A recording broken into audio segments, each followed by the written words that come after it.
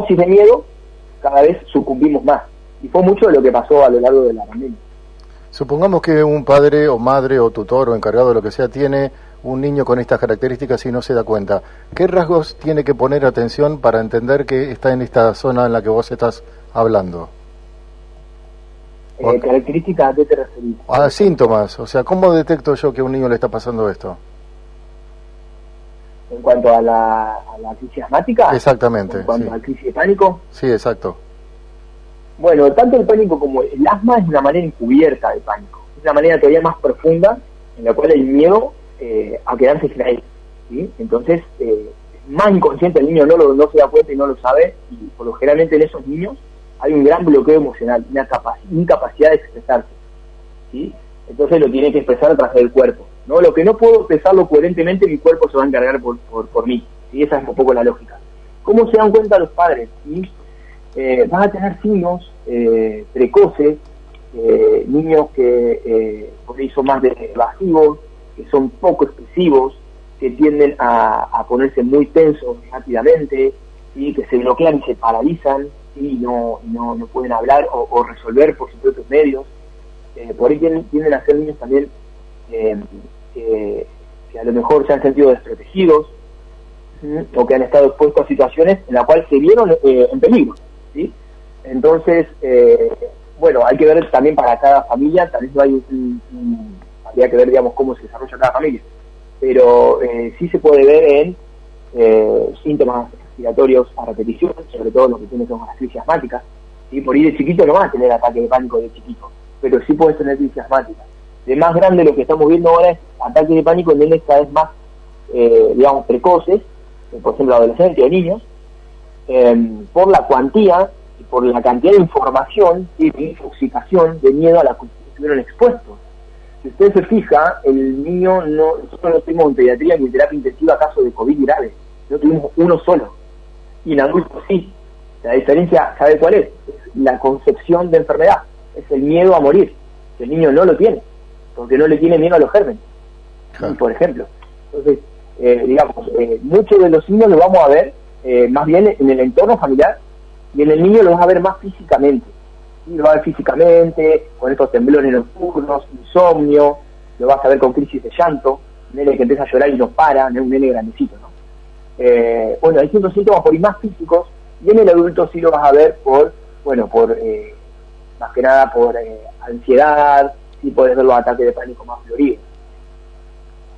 Fede, hay ciertos niños que juegan con la computadora, tablet o el teléfono a juegos de violencia, el cual ellos asocian la realidad virtual con la realidad cotidiana en la cual están transitando. Ver tanta violencia virtual, ¿es un llamado de atención hacia los padres, por ejemplo, estar en el almuerzo o cena hablando de la pelea del juego, del personaje, o cantando una canción, y el familiar lo empieza a observar, viste, con gestos de preocupación, como diciendo, ¿qué le pasa a este chico? Mirá, Berna, cuando los niños, digamos, absorben cierta info del entorno o ciertas cosas que creen importantes, ¿no? Los niños hacen todo por imitación, los niños no inventan nada, o sea, todos los primeros años especialmente van a buscar imitar los patrones de sobrevida, ¿sí? Patrones de sobrevida, y esta palabra es muy importante porque habla de los patrones que hacen de las emociones más primitivas, como las que acabamos de mencionar. Entonces, todo lo que él observe que le va a permitir, o que su familia lo pone como primera prioridad, va a tender a replicarlo, ¿sí? Y muchas veces cuando los niños tienen acceso a una información, o a videojuegos, o ahora a las redes, ¿sí? O al YouTube, que te va secuenciando, o sea, tienen un algoritmo que te va tirando lo que vos ves más frecuentemente y te va llevando. Es algo hecho de una manera muy, digamos, lógica, que no está para el cerebro del niño para eso. ¿Sí? Queda muy dispuesto, entonces es muy importante ahí el control sobre la exposición, sobre el niño no es un adulto pequeño, no es un adulto que puede elegir qué contenido ver todo el tiempo, porque todavía no está en esa sintonía, y está en un desarrollo, por lo cual es clave la intersección de los padres y la intervención de los padres para que el niño tenga juegos más de ingenio, más de resolver, más adecuado a la naturaleza, y por eso están poniendo muy de moda los juegos viejos, ¿no? Los juegos de madera, se están poniendo ahora porque el exceso precoz a la pantalla y sobre todo a la programación que hay en las redes, que hay en los videojuegos, que como vos bien decís, son de violencia en su mayoría, tienden a generar un patrón adictivo, ¿sí? Y es fuertemente adictivo. Entonces es muy importante proteger a los niños de eso, regular, y el rol principal del adulto es regular y dirigir, hasta que el niño se pueda autorregular y autodirigir. Y entonces, digamos, no es de la casualidad que el niño va a tener acceso a eso.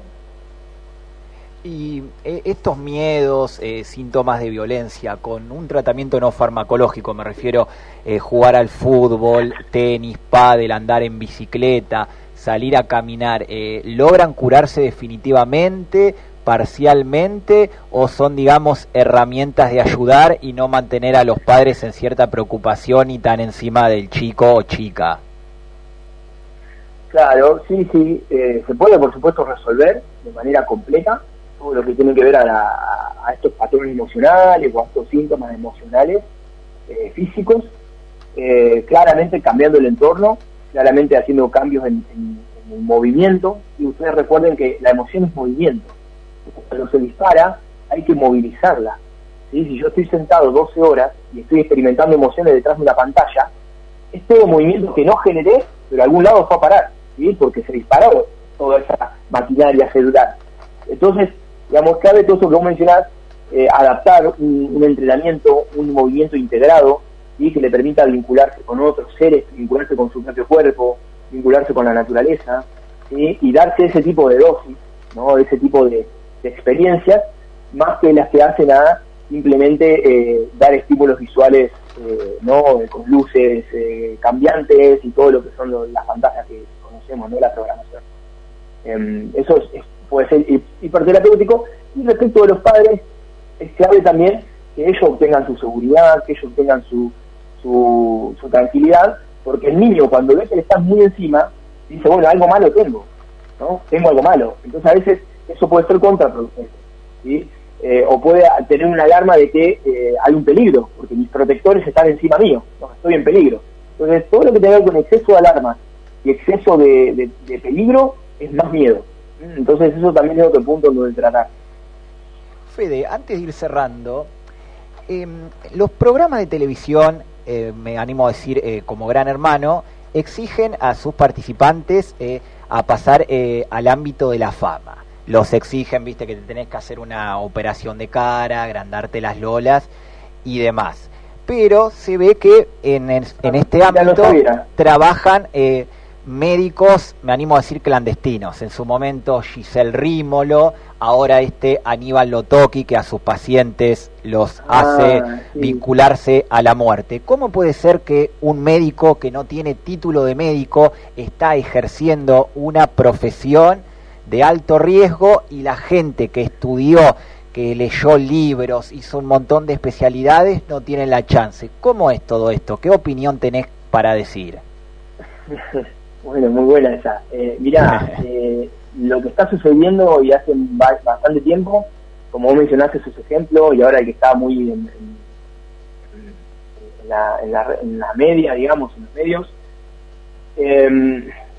tiene que ver por los huecos que se generan. A ver, tenemos que entender que estamos ante la medicina del confort.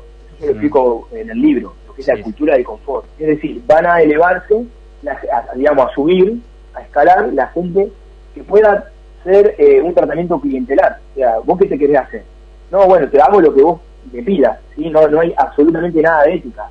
Entonces, por eso que los médicos por ahí más experiencia tienen, más formación, más conciencia tienen, suelen no llegar ahí, ¿sí? Y los que son más inescrupulosos, sí, porque también trabajan a demanda de un servicio como Gran Hermano, ponele, o una empresa que les pidió hacer esto, hacerlo, y tiene que ver con la lógica del mercenario.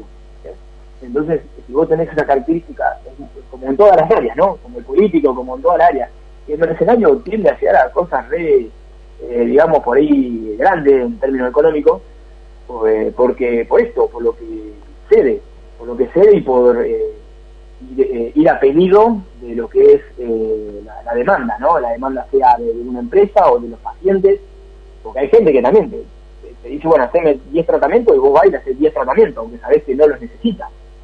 Entonces es importante que entendamos que hay una lógica mercantilista de cual la gente cuando adquiere la libertad, adquiere la conciencia sobre su cuerpo, es claro que se trabaje no solamente del lado del médico o del médico más o menos chanta que esté ahí. Eso por un lado, obviamente. Y por el otro lado tampoco tiene que haber la demanda.